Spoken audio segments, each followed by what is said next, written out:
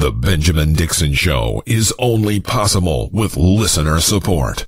Go to www.thebenjamindixonshow.com to register for our blog and join the Progressive Army. And now, ladies and gentlemen, it's the Benjamin Dixon Show. Hey, welcome, ladies and gentlemen, to the Benjamin Dixon Show. I am your host, Benjamin Dixon. All right, so we finally got our triple stream back. Everybody on Facebook, YouTube, and Twitter can watch us live. As always, thanks to our patrons for making this possible. Without you, we can't do this. We have like 3 new patrons over the weekend, so thanks so much to each of you. Again, if you want to support the Benjamin Dixon Show and help us out and help us to grow and spread, go to www.patreon.com/the BPD Show. I was going to do a gimmick and have anybody ever had one of those LaCroix flavored waters? Those things are the bomb to me. And I was going to do a gimmick and say, brought to you in part by LaCroix, and then say, oh, well, we don't have any sponsors, so we need you to be a patron. Well, time didn't permit me to leave here, and actually, time didn't even permit me to change my sweater again. So here we are, ready to go. Let's start with Donald Trump, Mike Pence. I have to start here. I actually, quite frankly, get tired of talking about Donald Trump and Mike Pence. I do. I honestly do. But I think history is going to look very poorly on not just them, but on America in general. Not just America. History is going to look down on democracy. Because if democracy is capable of giving us someone like Donald Trump, someone like Mike Pence, like all of these people, if democracy is capable of doing that and taking to the highest office people who belong in the dregs of society, then people are going to look at democracy and wonder if democracy is even worth it. And we take it for granted, one, that America is going to be here in perpetuity, and 2, that democracy is going to be the standard form of government going forward in the future. That's not necessarily the case. It's very possible, and in fact likely, that America won't be here in the distant future, but all the records of America will be here in digital format, and they will be able to look back through the lens of all the things that happened as a result of Donald Trump. They will be able to look back and see that America, and not just America, I have to get more specific, that democracy elected someone as ridiculous as Donald Trump and Vice President Mike Pence. What did they do? Of course, by now, you know, the NFL protest and the protest of Mike Pence protesting the protest of systemic oppression. That's how absurd it is. He spent over $250,000. Mike Pence spent over $250,000 to go to a protest, to a football game, so that he could walk out of the football game. It doesn't stop there. He went there with the intention, at the demand of the president, saying that if you go and people take a knee, that you should walk out. So think about this.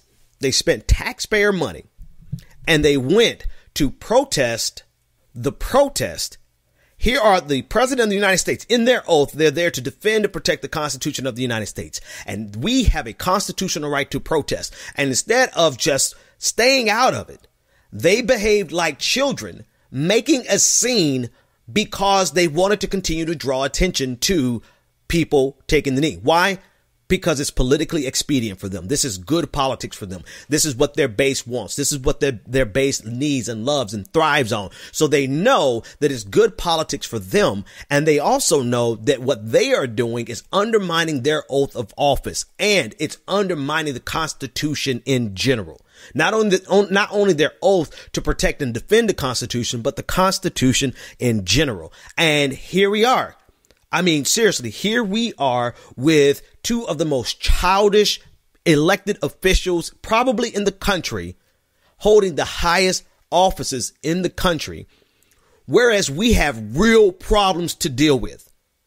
And maybe if I take a pause and say, well, okay, Donald Trump is really going to F up other issues. He's totally going to get us into a war with North Korea. Maybe it's in our best interest that he is involved in these childish things to keep him preoccupied. The problem with that assessment is that his job will never be fully preoccupied, because when the shit hits the fan with North Korea, they are going to bring him military decisions for him to decide. And what he has spent time thinking on and dwelling on, is putting his energy on, is going to be a distraction to him. People like to say, oh, this is just a distraction. This is just a distraction. Well, it's a distraction for Donald Trump first and foremost. He should be running the goddamn country, but he's not. And so here's the other thing with these dudes. And I talked about it earlier on Content News. And I think it's I don't know. I have a hard time. I'm an institutionalist. The more it's not necessarily a good thing. I'm not saying it's a good thing. I'm still kind of weighing this out. I'm still learning myself. I am an institutionalist that likes stability. And the more I realize that about myself, the more I see how I cut myself off to not be as disrespectful to the office of the presidency as I would be if I wasn't an institutionalist, if I didn't have a modicum of respect for the structures of the United States. And I have a respect for the structures, not in the sense that they're noble and good. I have respect for the structures because they're the structures that we have to operate in this system, right? So that's the source of my hesitation on saying everything that I would say to people as ridiculous as Donald Trump and Mike Pence. Seriously, think about this. Would you hire Donald Trump and Mike Pence to cut your grass? And they carry themselves in the manner in which they carry themselves. You wouldn't hire them there. Matter of fact, my friend, I don't know his Twitter handle better. I know his name. That's a goddamn shame. Slugger Gels. Andrew Jones. He's a freelance reporter and journalist, and he works with YouTube. He said on Twitter, that it is a shame that Donald Trump, that Jemele Hill from ESPN is being held to a higher standard on social media than the president of the United States. Right. And so you can see just how ridiculous and out of parity this thing is. This thing is out of whack to the point where we have a president who is the biggest child in the room. He's the biggest child in the room. You have Tweedledee and Tweedledum, the president and the vice president, and they are literally engaging in undermining their oath to the Constitution, to protect and defend the Constitution, by protesting people who are protesting. It's the height of absurdity. And so what it has done, this is why it's not a distraction. And I get when people say that, oh, he just wants you to talk about this. Well, here's the power of the presidency. While it may be a distraction by Donald Trump, even though I'm fully capable of addressing every other issue that he's maybe trying to deflect from. And we could talk about North Korea. We could talk about tax reform. We could talk about healthcare, anything and everything that he wants to talk about or he wants to distract from. We're fully capable of multitasking. But while some people call this a distraction, the reality of it is that high schools across the country, businesses across the country are taking punitive actions against people who are not acquiescing to the demands of the president. He's making this an issue that are causing students to be expelled, causing students to be suspended. Football players are having to sign contracts saying that they are giving up their constitutional right to protest in exchange for the ability to play football for the school district. Right. And then we see now that the effects of this are being felt by Jemele Hill on ESPN. And not just her, I'm sure other people, but particularly her because she's on the national stage. She has now been suspended from ESPN. And the root of it is this entire acrimonious environment that the president of the United States has created. That's the root of it. And the fact of the matter is if we continue to let this go unchallenged, if we continue to let this go, then the president of the United States is going to create an environment where the default position is do whatever he says or you lose your job. That's exactly what we're faced with. We're faced with that situation. If you don't do what the president says and what he thinks is right, this is not something that you would expect from a president and a vice president. This is something that you 100% would expect from a dictator. Absolutely would expect this type of behavior from a dictator. All right. Tangerine is so good. Tangerine. Oh, Tangerine. You're talking about Donald Trump. I'll be reading your comments in the comment section and on YouTube. Let's see if we can get this first caller in without getting any significant feedback, because I didn't test that, but we have a caller. And I just got to remember which one does this caller go to. Let's see if we can get this first. Yep. So no, I do have some feedback. Let me kill the feedback really quick and then we'll take the caller. Caller, you should be good now. You're live on the air. What is your name, comment, and/or question? Can you hear me? Yeah, I can hear you good, Bryce. What's in your mind? Yeah, because you were skipping in and out. Okay, I'm here now. Can you hear me? Yeah, I can hear you. Yeah, so, of course, today is Columbus Day, or, it's really, Indigenous Peoples Day. I forgot to start with an I. Indigenous Peoples Day. Peoples Day. Yeah. I think I got that right. Yeah. So, we know about one of the worst murders of all time happened with the Native Americans, because if you want to put history in context, Native Americans, this is their land. This is not our land. This is their land. And then African Americans, us, got brought over here to clean up or fix the mess of what happened with the Native Americans. And of course, you had the Holocaust with Jewish people. And,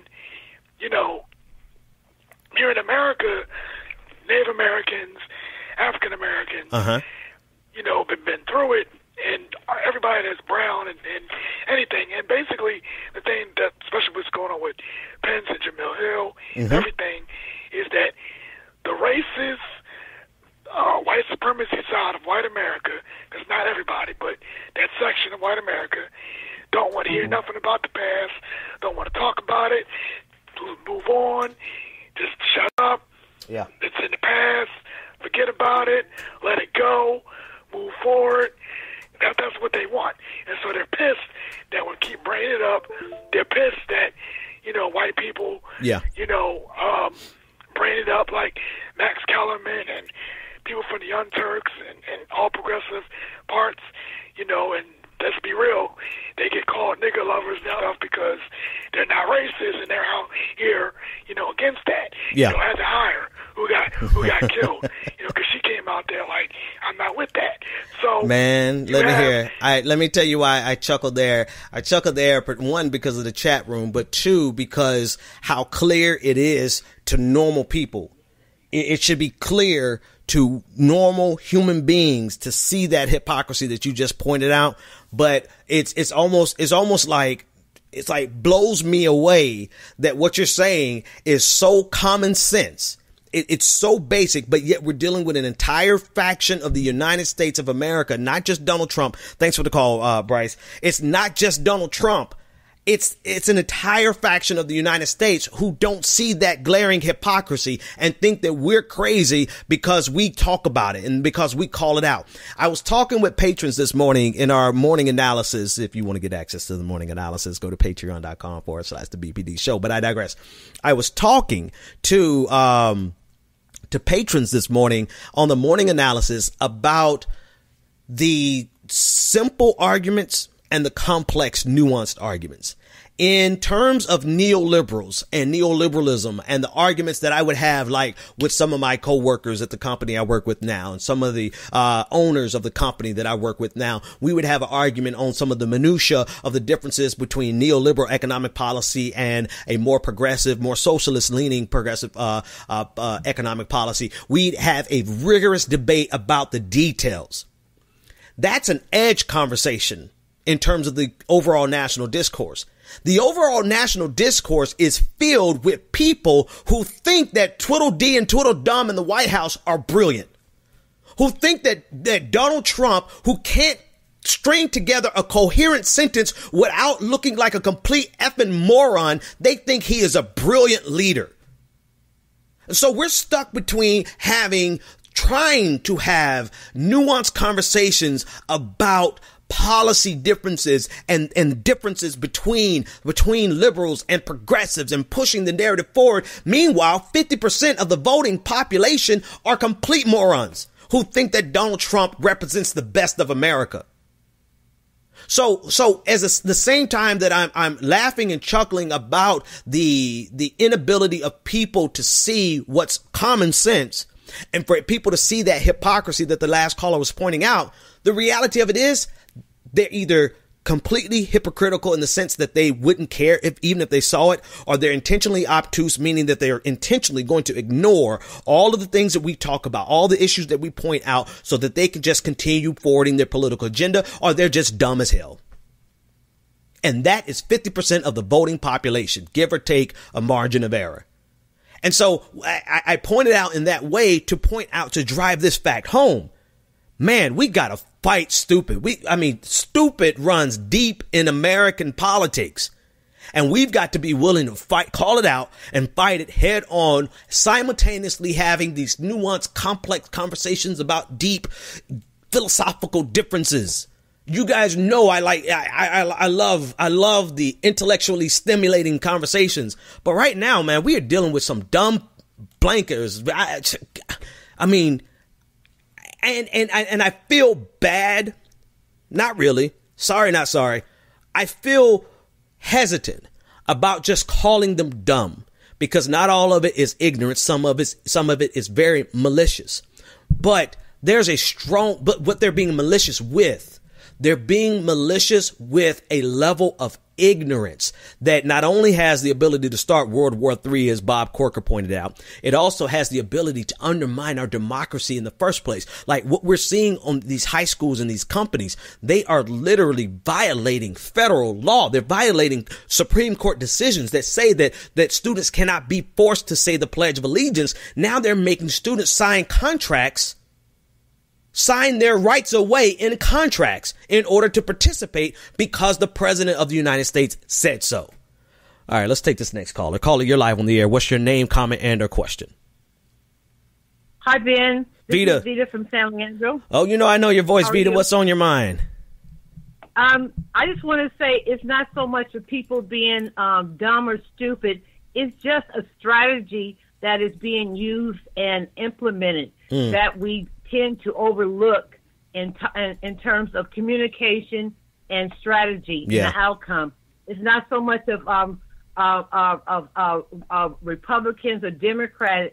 It's about keeping on code and sticking with a group and a mission and agenda that one assigns itself to. When you have a group of people sticking with a particular agenda, they all stick together and they use that strategy in terms of language and communication. And that's what we fail to look at. And that's what's going on.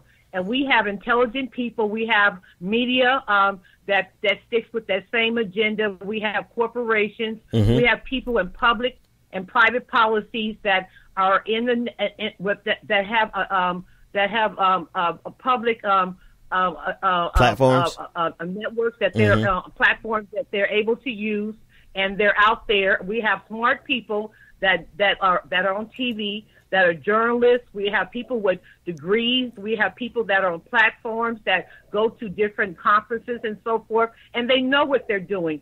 And there's no such thing sometimes where there's a balance of information. There's a right and wrong. There's not sometimes two sides to a story. Right. There's facts and receipts. Yep. And when we get away from saying that we have to have a balanced approach, sometimes we can have objectives and different viewpoints, but sometimes there is straight down the line. There are facts that you cannot change when you have receipts and historical and data, and we cannot bend that to be approachable and have conversations. And when we start bending those facts, then we end up to this point where we have now. Yeah. When you have historical data that proves the point, we cannot run from that to accommodate someone else's conversation. Absolutely. And let me hold it there. Good call, Vita. I appreciate it. 857-600-0518 if you want to join the conversation. I agree with her. A part of the problem is that we do have an entire branch, the fourth estate, if you would, that tries to create these false equivalences in order to have what they want to call a balanced case in point. I mean, goddamn CNN is the best example of this. CNN is the best example I can think of this. They will forever put up somebody to say the opposite. Not only CNN, goddamn NPR. I never will forget NPR was having a conversation about climate change, and they allowed Ted Cruz to speak as though he was an authority that could challenge the information that came from 98% of scientists, because his mother and his father were mathematicians or something. And they allowed him to speak as though he was an authority that could challenge the data from NASA. And so it's exactly what the last caller says. We created this world. And honestly, two things. We can diagnose how we got here. We should diagnose how we got here. Part of the problem is the media.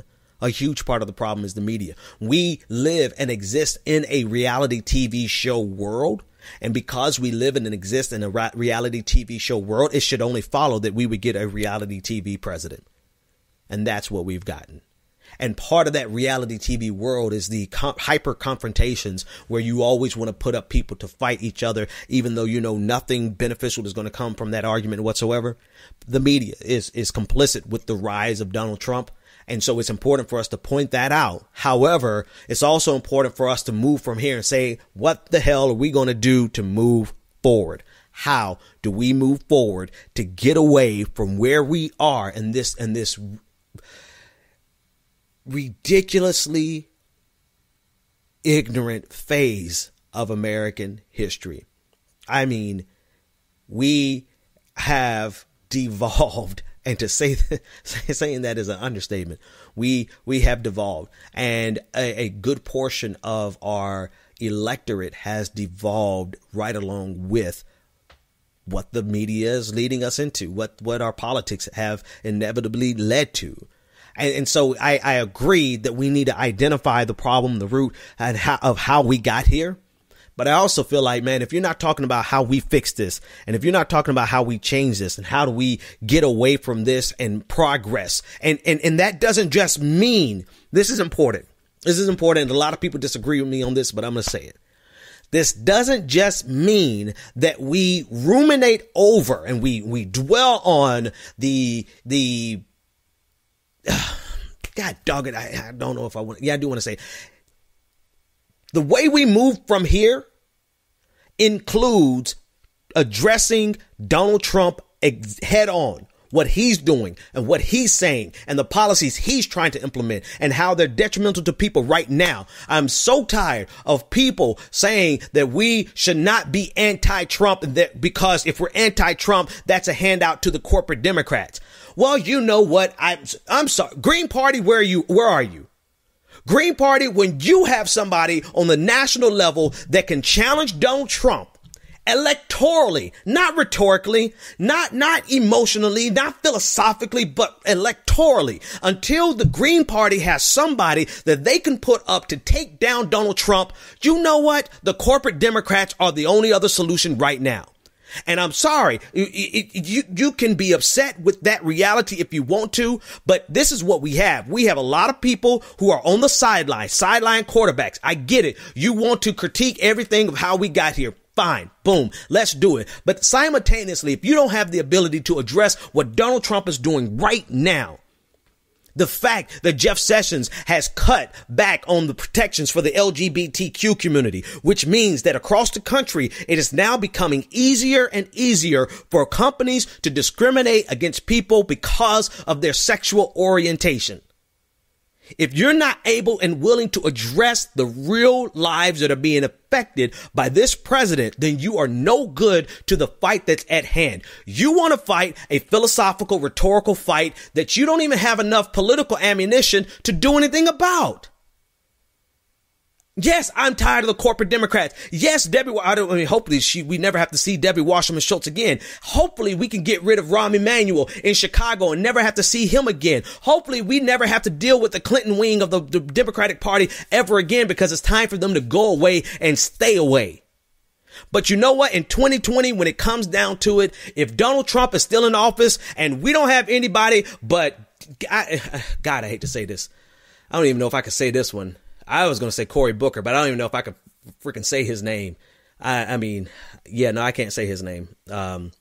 Okay, Kamala Harris. If we don't have anybody but Kamala Harris against Donald Trump, it needs to be all hands on deck. It doesn't need to be anything about, what was the slogans that we had for the Green Party? Because the Green Party and yes, I'm targeting the Green Party right here, right now. You know why? Because Ajuma Baraka is forever jumping in my timeline. If y'all don't want me to talk about them, don't tweet Ajuma Baraka's foolishness in my timeline. Don't. Because you know what Ajuma Baraka is talking about? He's talking about things that are important. Yes, congratulations. They are important, but they're completely irrelevant to fighting the fights that we have to fight right now. And so the Green Party, who's sitting back, I'm still getting, and maybe I have to unfollow. Yeah, I definitely got to unfollow Jill Stein, because you know what? I'm tired of seeing all of these catchy little phrases that play on the fact that we do have nuanced debates to have against the corporate Democrats. We have fights in skirmishes internally on the left side of the political spectrum in the United States, which is extremely wide. We do have fights that we have to fight there. I get it. They're great for retweets. What they have to say is great for retweets, but doesn't do a damn thing to help dreamers, doesn't do a damn thing to help the LGBTQ community, doesn't do a damn thing to help the black community, anybody who's being adversely affected by the election of President Donald Trump. Ain't gonna do nothing to stop Donald Trump's tax cuts, which is going to gut everybody's ideal policy and plan that you want to implement. Not gonna do a damn thing. Because unless we have electoral power, unless we have the ability to move people to the polls and to stop Donald Trump's agenda, one, by 2018, actually right now, all of the special elections, and then by 2018 to at least break up one branch, we'd be in a better position with Donald Trump, even if Donald Trump got reelected, God forbid, but we have to grab at least one branch of the government away from the Republican Party. And if you're not talking about that, then you're talking about issues that may very well be important, but apparently not important enough for you to get political electoral power to actually change it on a statewide level or a national level. Didn't really plan on going there, but I went there, and so it is what it is. It's the ugly truth. 857-600-0518. Caller, you're live on the air. What's your name, comment, and a question? How you doing? This is Terrell. How you doing, brother? I'm doing good. Terrell, how's it going, man? I'm doing well, thank you. So I want to ask you specifically about your views on Black people's participation in the electoral process. And I'm not saying this to suggest that, unlike other human beings, that we have to deal with the same issues. Good question. Being disaffected with the process or anything like that, because generally speaking, we all know that the population of people who vote in America compared to other countries around the world is relatively low. But as someone who's traveled around the country as a journalist covering campaigns and listening to our people talk about their discouragement with voting and me understanding the power of that, it makes, I do understand why people choose not to vote, because of their disaffection with the system.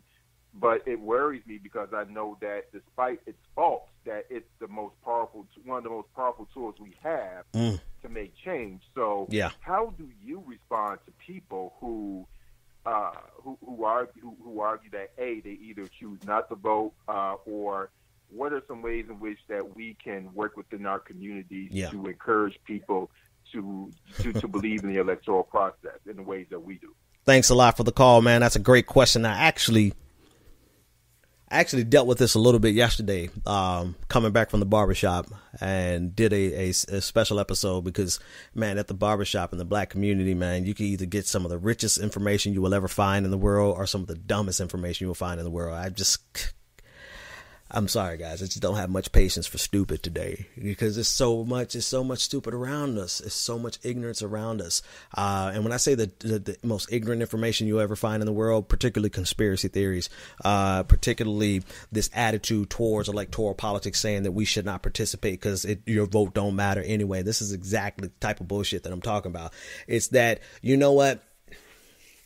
I think people fail to realize exactly how powerful their participation in the system above and beyond voting is. Because what happens is when you say my vote doesn't matter, that normally translates into I'm not going to participate politically at all. And whereas your vote may just be one vote and you may think that the Electoral College does away with your vote, fine. You can argue that and feel that away all day long. But to not be politically active every single day of your damn life is one of the most ignorant things that has infected every community, not just the black community. I'm not going to lay that at our people only, but every community. There's an apathy. One of the greatest tools of the status quo is the apathy that has been sown into the hearts of Americans in general. And that apathy is very present in the black community. And it's a deceptive type of pseudo-intellectualism where people swear that the woke position is to not participate in electoral politics. That's the stupidest goddamn thing I've ever heard in my life, because every single aspect of our life is shaped by the people in Washington, D.C. Tax policy first and foremost, at least right now. There's another time where other policies were first and foremost, but right now tax policy is first and foremost. And for you to assume that the most intelligent, the most enlightened, and the most woke position is for you not to participate in any aspect of that besides the conspiratorial ruminations that go on in our barbershops. My God, that's the dumbest thing I've ever heard in my life. And it's so pervasive and presented to us as being the intelligent thing to do. I can't tell you how detrimental that is to every community, particularly the black community. Because black folks, we don't have a lot, right? One thing we don't have economic power. We don't have economic power in the United States at all. Check out my friends over at Breaking Brown. I don't agree with 90% of what they say these days because they're on some anti-immigration stuff. But the one thing that they're spot on about is the economic plight of the black community and the fact that 90% of the wealth in America is owned by white people. Black folks don't have economic power. Not like talking about. Like we can do a boycott. Okay, cool. Right. But our wealth, our collective wealth is only a drop in the bucket of what's happening in this United States of America. So we don't have the economic power to make the kind of changes through our economic system that we want. We could put all of our money together and still not have the impact of about 3 or 4 white guys that have all the wealth in the nation. OK, so I'm not saying that we should not organize economically. Let's do it. But if that's the limit of our participation, then we are cutting off one of the most significant tools that we have access to. And that's political. But no, the intelligent thing, according to our barbers, is to not participate at all. Is to believe that the government, is to spend more time talking about chemtrails. This is literally what goes on at some of our barbershops. Now, some of you can get woke. Some of you can actually get some really good knowledge. I'm just talking about the barbershop that I went to the other day, man. I'm like, God, I got to find another barber. Like he's tight. He gets some fresh lineups, man. He's tight. But sitting there and listening to. And I do, there is a part that I hold myself accountable to, right? Because, and we'll talk about that later, but still, I've seen it all across the country where we are told time and time and again by people of influence in the black community that voting is irrelevant. And the natural outgrowth of that argument is that we should not participate politically. And I think people fail to realize exactly how powerful they can be if they got active politically. Like, do you know the influence that you can have just by starting off in the local? I don't care, man. I'm telling you, I don't care if it's the Green Party. I don't care if it's the Republican Party. I don't care if it's the Democratic Party. I don't care if it's the Independent Party. I don't care if it's the People's Socialist Party. I don't care what party it is. Do you know the kind of impact that you can have if you go to the local meeting and sit there and see all of the openings, all of the opportunities for you to impact politically right there on your local level? I mean, there's so many chapters of every single one of those organizations that I just listed that are begging people to go. I would prefer that you don't go to the Republican Party. I mean, go to every other left leaning, go anywhere else. But I mean, I don't want to make it seem like I'm out here pandering for the Democratic Party. Like, go to a political party and get involved and see exactly how influential you could be. But if we limit it to the call, if we limit our participation simply to voting, then we are limited. But if you got active every single day and saw all of the opportunities for you to be active and for your voice to be heard, damn, I can't stress this next part enough, right? There's such a tremendous opportunity for your voice to be heard that I underestimated, and I think most people underestimate. Go, get active and participate, and then it would be a natural outgrowth for you to say, of course I'm voting. Of course I'm voting. Yeah, I'm in Massachusetts and chances are it's going to go to a Democrat anyway. But after all the work that I've done, of course I'm voting. It doesn't make sense for me to do anything else. So our natural outgrowth of our regular activities should be to vote. But voting should not be the pinnacle, the stopping point. That should just be like a side effect of your political participation. I'm not sure if I've ever said it like that. And I'm not sure if people say that on a regular basis, but that should just be a side effect of your political participation. And particularly for the black community, that's one of our number one ways. Political activism is one of our number one ways of expressing our modicum of power in the United States.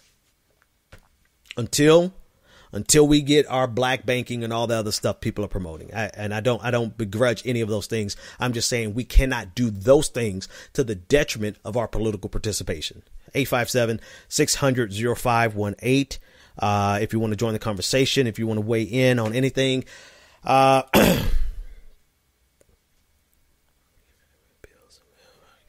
Q Got No Ring says that make time. Make time. Yeah, that's not, hang on. Let's see. Yeah, no, that's not realistic. People are drowning in debt, poverty, and bills.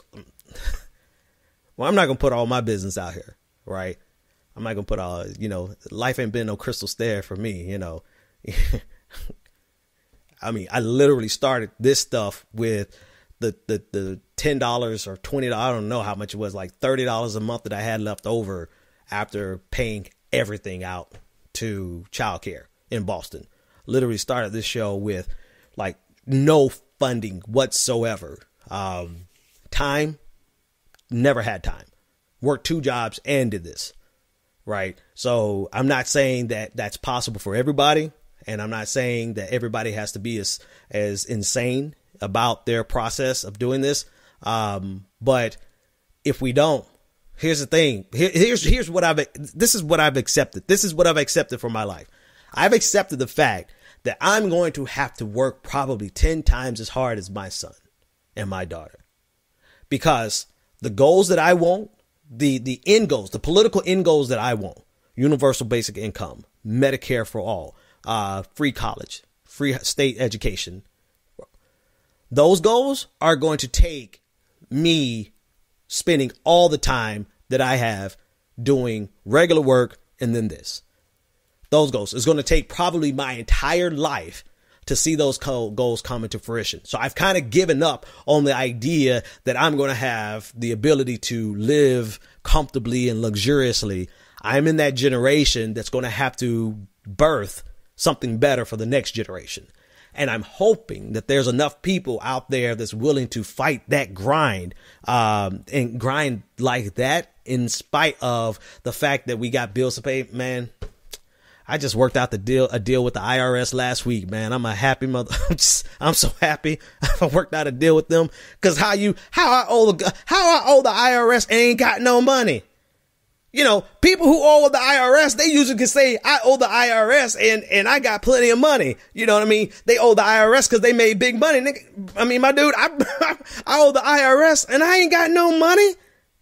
So I'm happy, man. I'm happy as a fat kid eating cake that I could work out the deal with the IRS. They ain't coming to lock me up. Shit. You know, so talk about poverty, man. I'm somewhere in between got money, ain't got shit. That's where I'm stuck. God damn.